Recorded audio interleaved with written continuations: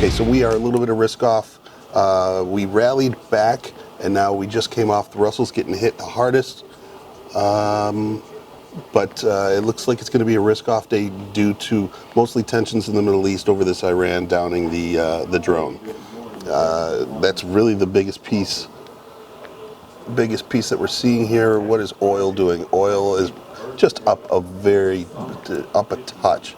I mean, but it's up almost 10% on the week, given all this that's been happening. So, CGC, we doing fantastic. This is perfect, right? It's rallied back about $1 since the pre-market. So really all we're doing is managing the put spread part of this, and that is trading about 18. Well, it's wide. You know, it's a 20 credit bid offered at 38. But I think that, you know, if we're going to let this settle in, and if we stay up here, we'll probably try and bleed as much out of this as we can.